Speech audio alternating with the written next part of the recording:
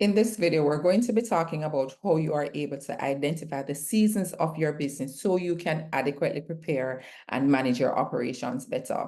Now, just like the weather, it's neither good nor bad. You just have information about your business so you can plan properly and prepare to serve your clients better. If you're watching this video as well, you may have accessed it two ways. You received the worksheet and you clicked on the instructional link that took you to this video, or you may have come across this video in your feed and you have no idea what worksheet we're talking about. Go ahead, pause this video and go in the description and get access to the worksheet, and then you can come back and follow through. All right, so let's continue. Now, on your worksheet, you would have seen some instructions that we're going to be walking through. This is just giving you some guidance on what it is that you can expect from the worksheet. It's going to help you to look at the performance of your offices. You know, that's what we have here, and also some examples of some of the performance measures that we're encouraging you to use. Now, you are able to add others if you want. Remember, we're talking about seasons of your business, and sometimes when you're not documenting the performance of your business, you're not able to know when do you have a lot of clients coming in, when you don't have a lot of clients, and that can affect more than your revenue, maybe your wait time, maybe your client satisfaction score, if that is something that you measure. So just so you know how to use the sheet, that is what this video is about. It's good if you're able to monitor the performance over a period of time.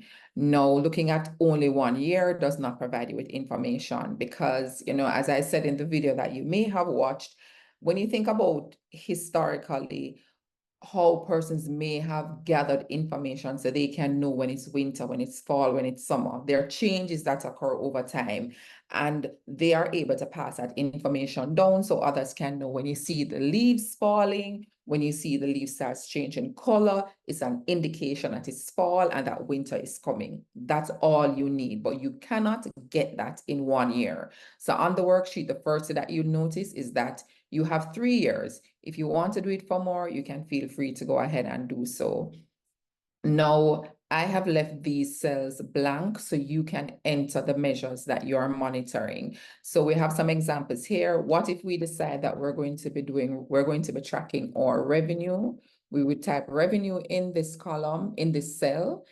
And if you're able to, maybe it's just you, if you have an admin and you want to give them this as an assignment, feel free to do so. If you are able to enter per month, that works, because now you have more information and you're able to make more decisive decisions from that. If you only have the quarterly information, go ahead and just enter the quarterly information here.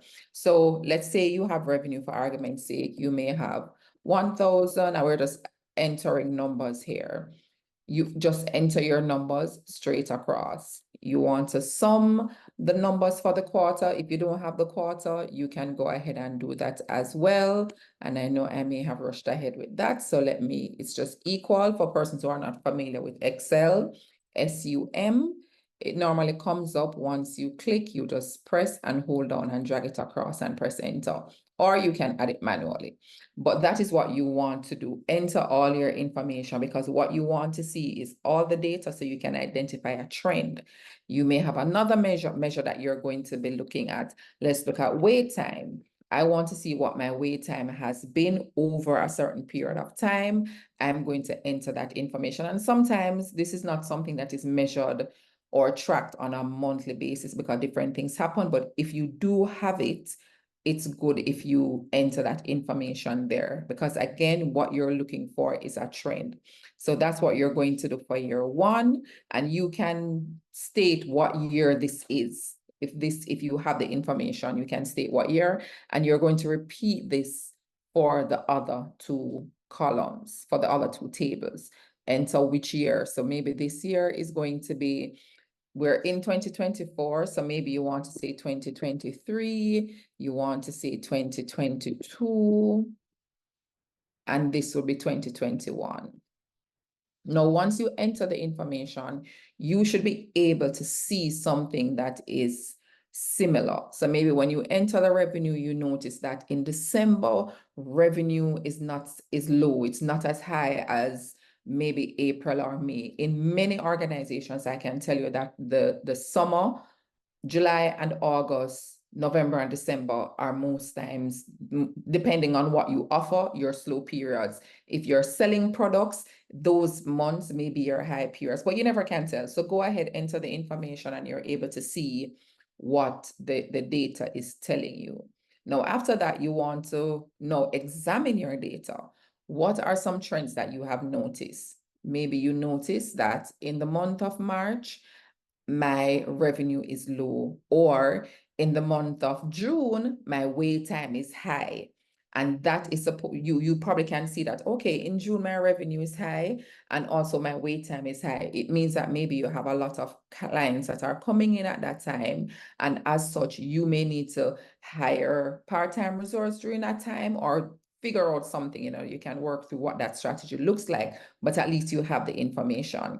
So in this column, in this cell, you're just going to type, what are some of the things that you notice? Just write down everything that you see. If you want to expand the cell, just put your cursor over the line until you get that cross, and hold and drag down, and it will expand for you.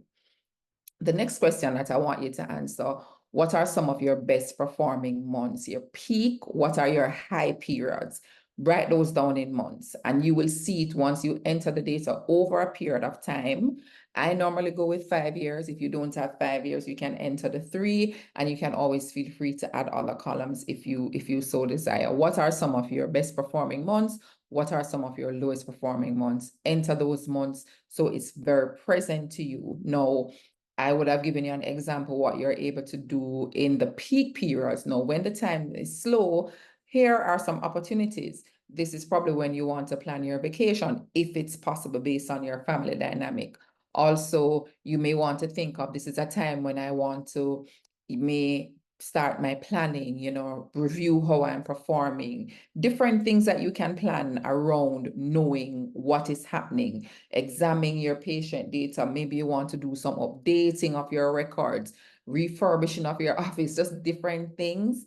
Maybe you want to purchase a new system, but you want to do it when you don't have a lot of clients it's not your busiest period. But having the information can allow you to make those decisions.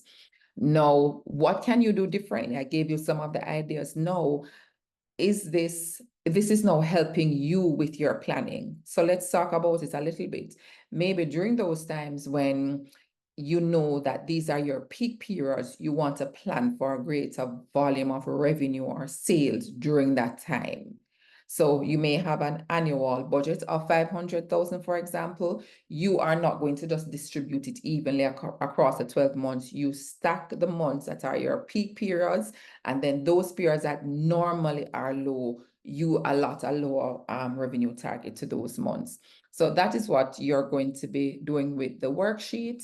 And I hope that helps you as you walk through and give you some guidance and some insight on the seasons of your business. So that way it doesn't catch you by surprise, and you know what is coming, when to recruit, when to train, when to plan, when to do a lot of things. But your numbers never lie. So go ahead and utilize that. And I'm looking forward to hearing from you as to how it goes.